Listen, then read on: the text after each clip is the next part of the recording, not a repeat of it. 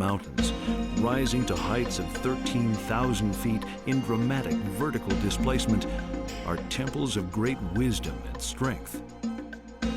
Breaking through clouds, battling the high weather, the mountains are symbols of our own quest to rise and stand strong.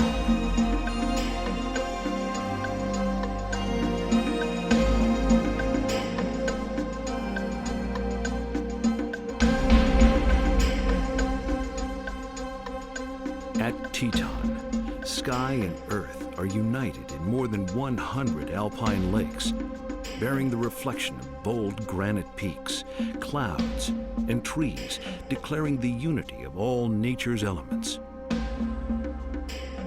In knowing this glorious land, and in preserving it, we also preserve the spirit within all of us.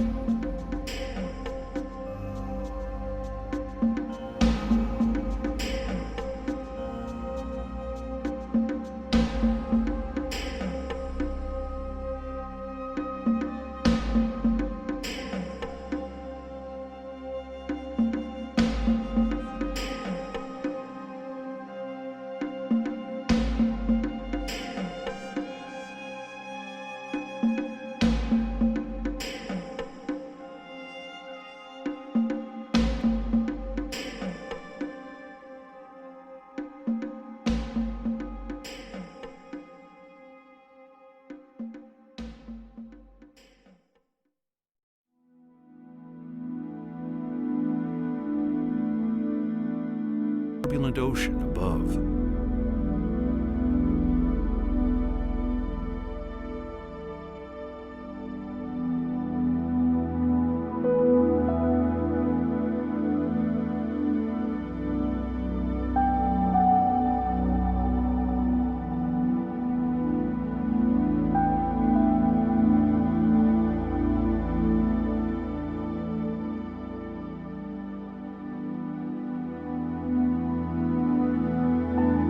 Landmark of the Cascade Range and dominates the skyline.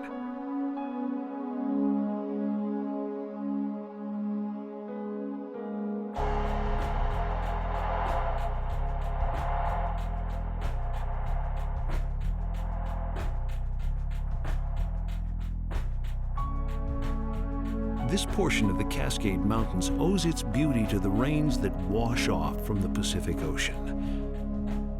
But rather than dilute color, these waters bring it to life.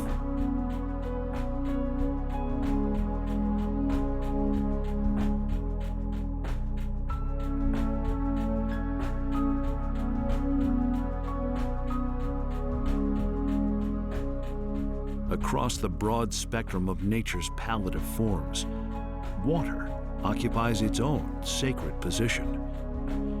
It is the source of life and the shaper of landscapes. In contemplating water, we are reminded of the essential lesson of nature, that everything is connected. This lesson of beauty and harmony was not lost on our early conservationists.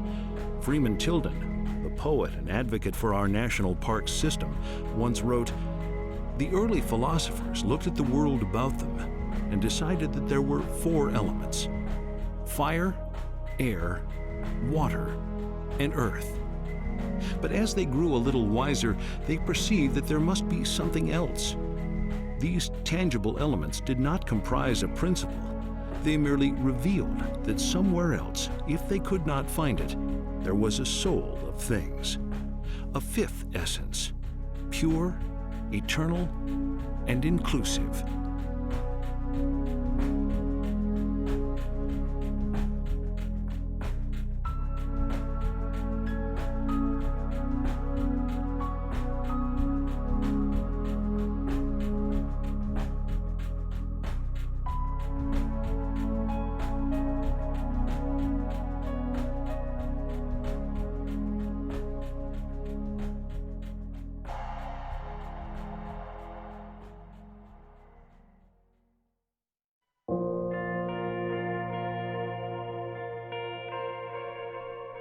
Denali.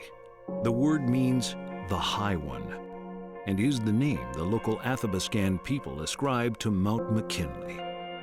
With its stunning mass reaching over 20,000 feet, it is the rooftop of North America.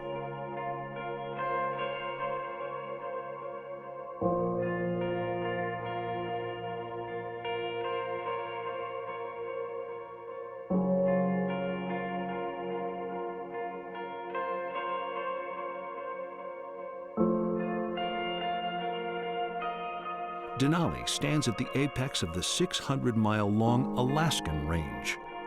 These mountains, with their surrounding glaciers and lowlands, make up North America's largest national park, an area totaling more than 6 million acres.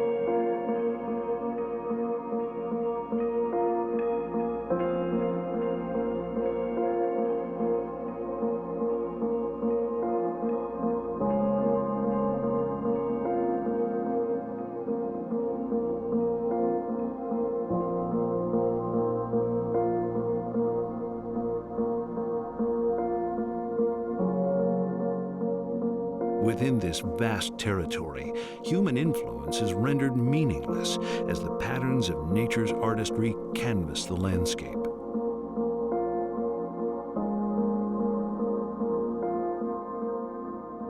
From the low riverbeds that reveal swirls of earthen clay,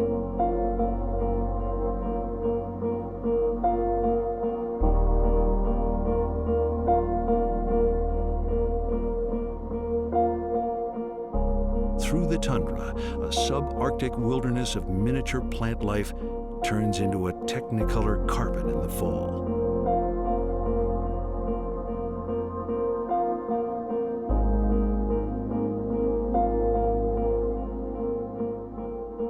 And into deep, centuries-old forests, Denali echoes the rugged independence of a perpetual frontier.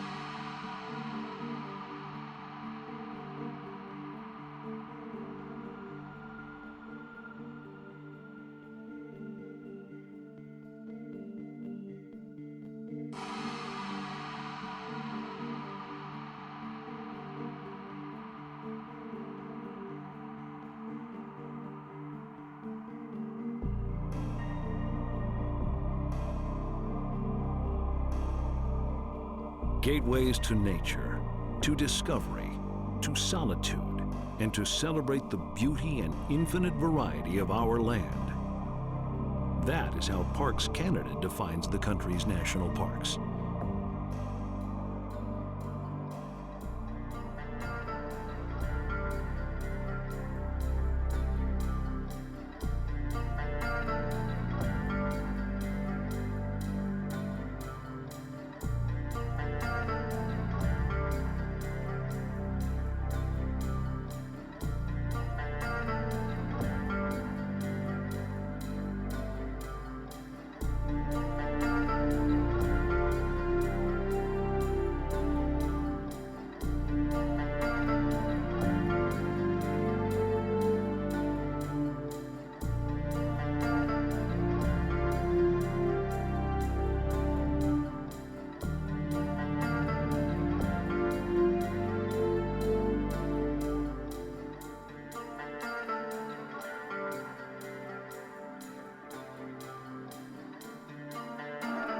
What is it that impels us to respect the freedom and majesty of the national parks?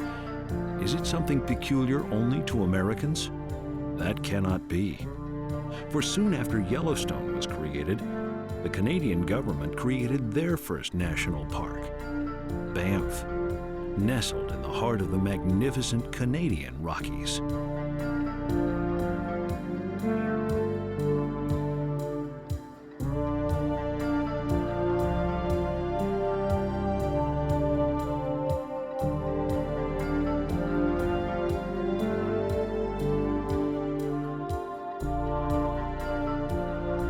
Before winter would arrive, the northern Rockies' earliest human inhabitants descended into the prairies and valleys, escaping the approaching harsh winds and unforgiving cold.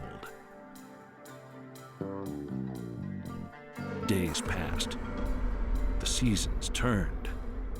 The waters went from warm to cold, as did the world they reflected on their surface. And thus, the mountains were abandoned for 6 months or more, left under a cover of snow and ice, barren. What is it that the mountains know in their solitude? It is perhaps something we can never understand.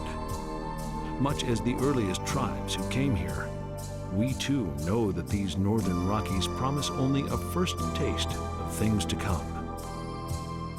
They are a gateway, an introduction to our diverse continent, a warning and a welcome from the spirit of the mountains.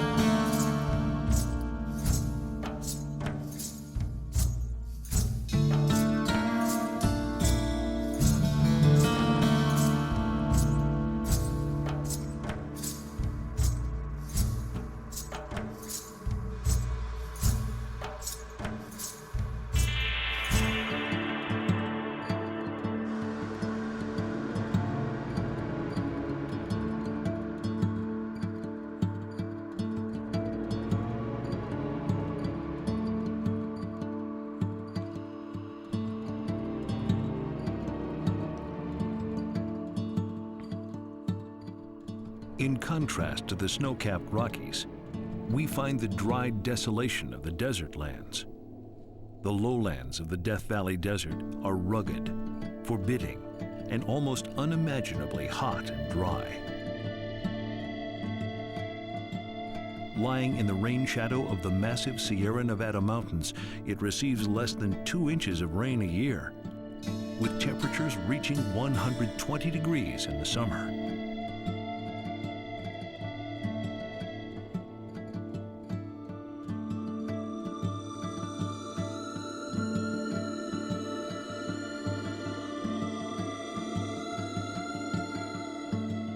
Elevations range from 280 feet below sea level, the lowest point in the United States, to 11,000 feet in the distant Panamint Mountains, giving this land a wide variety of ecosystems.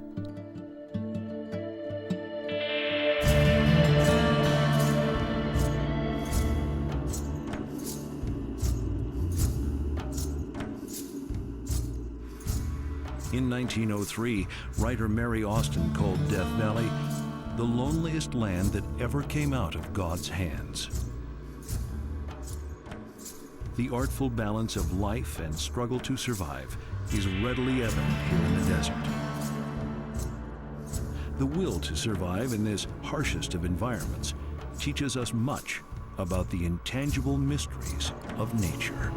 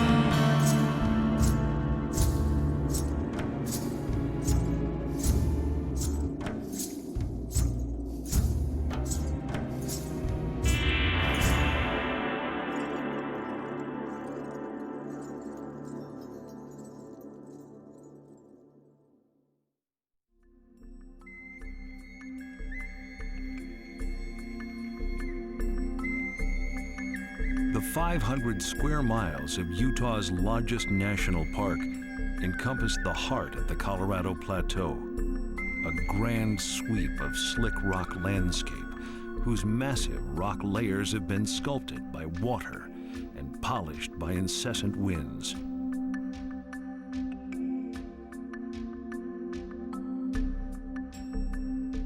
The Great Unknown. This is what explorer and geologist John Wesley Powell called this land.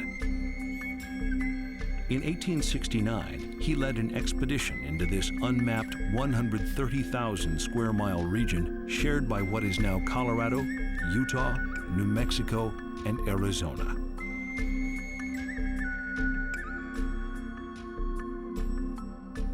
He found a land of high desert plateaus that in places rose nearly 2 miles above sea level. Streams and rivers scored the land, slashing awesome canyons and scooping out amphitheaters filled with fantastic rock formations.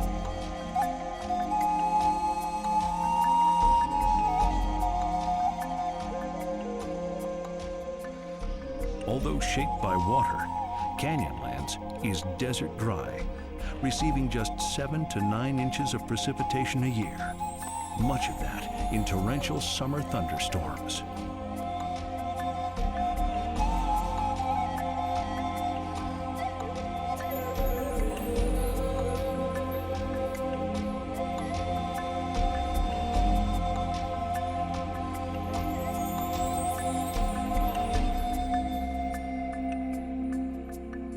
The Colorado Plateau is a land of standing rocks and painted deserts, enclosing one of the greatest concentrations of parkland in the world, 9 national parks, and dozens of national monuments and wilderness areas.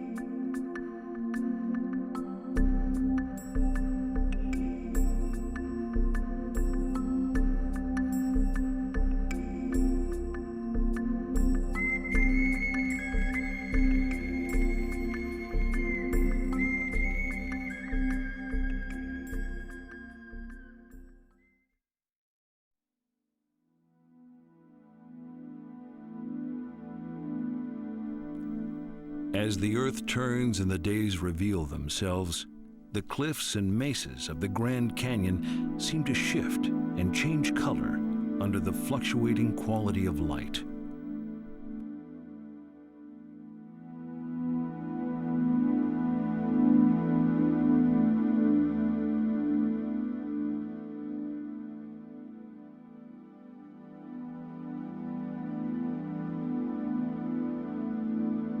Few spectacles in nature challenge the human imagination more than the Grand Canyon. Over 200 miles long and an average of 10 miles wide, it is the undisputable titan of the Colorado Plateau.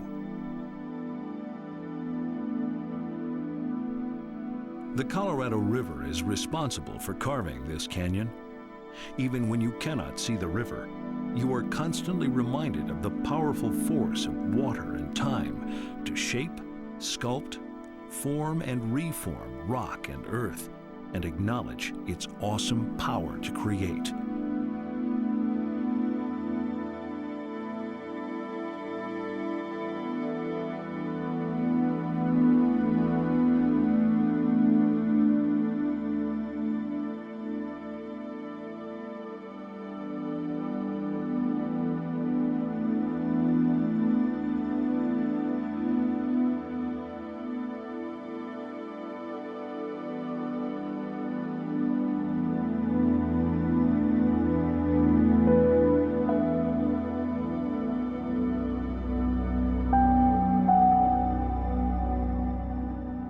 Five million visitors come from all over the world each year to see this natural wonder. Yet for so many who see it, its unfathomable enormity, its layers of time, its mystery, color, and silence, it still remains beyond comprehension.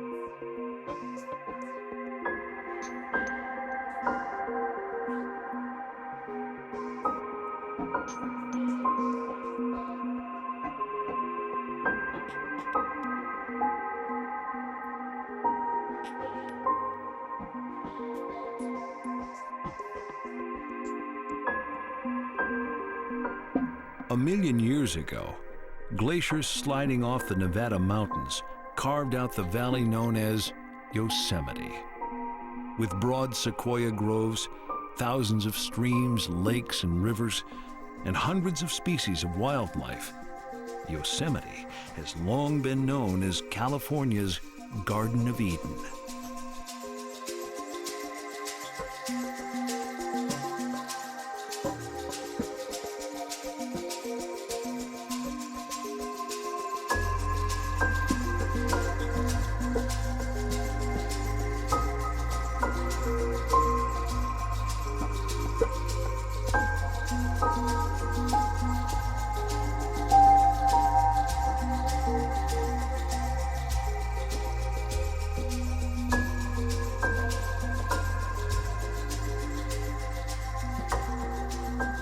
Yosemite occupied a special place in the heart of John Muir, who many consider to be the father of the national parks. In 1901, he wrote, "Climb the mountains and get their good tidings. Nature's peace will flow into you as sunshine flows into trees." The winds will blow their own freshness into you, and the storms their energy, while cares drop like autumn leaves.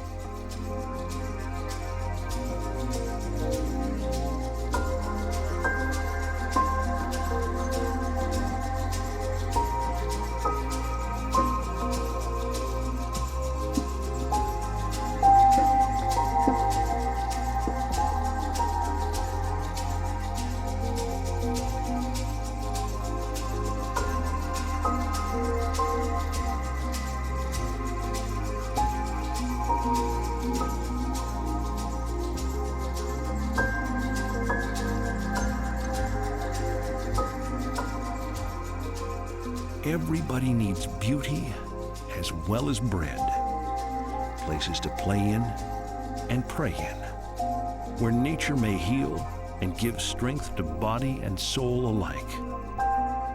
Keep close to nature's heart and break clear away once in a while and climb a mountain or spend a week in the woods. Wash your spirit clean. John Muir, 1912.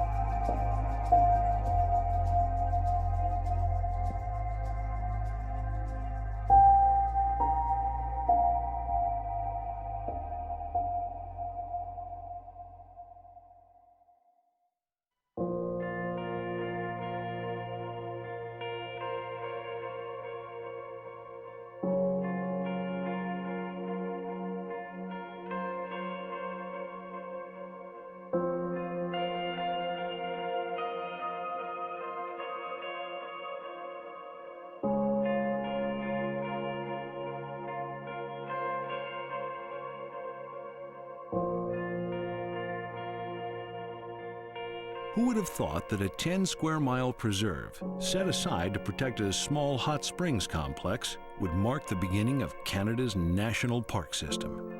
But that's what happened in 1885 with the establishment of the first national park at Banff in a picturesque corner of the Rocky Mountains.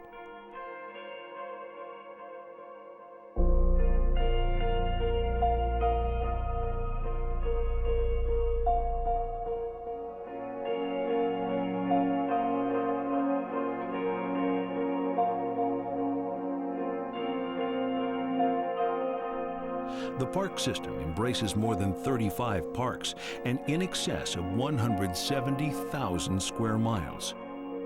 Canada's vast national park system reflects the close relationship to the natural world and supports the commitment Canadians have made, both nationally and internationally, to support the global environment.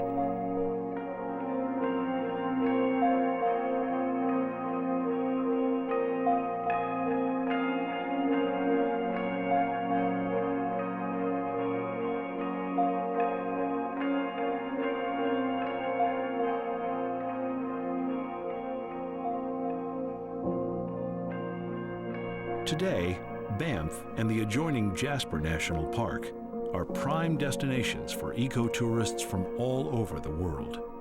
Yet if one strays from the beaten path just a little, it is possible to believe that man has never been here.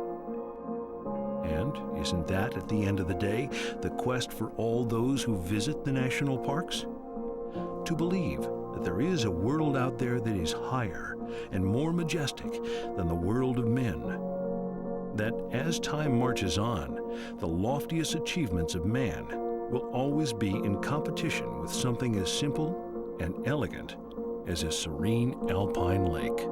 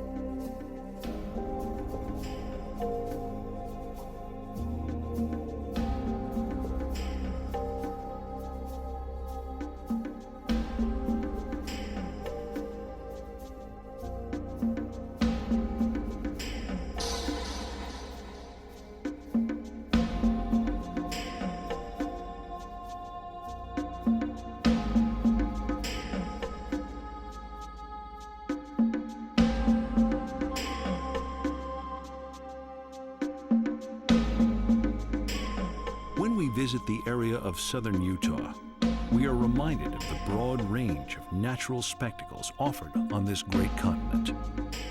Broad flatlands give way to quickly rising mountains.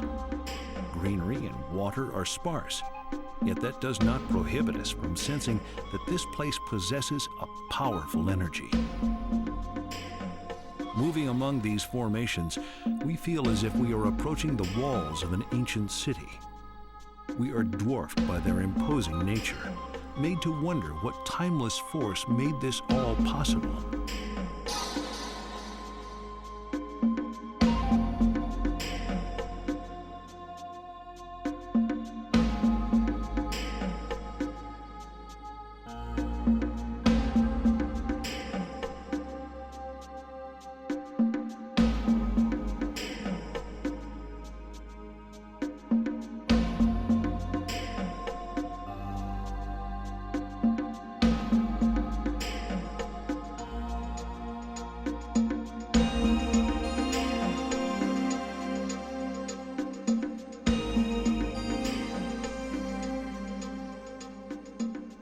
When writer Edward Abbey saw this land, he wrote, "In this glare of brilliant emptiness, in this arid intensity of pure heat, all things recede, annihilating all thought and all that men have made, to spasms of whirling dust far out in the golden desert."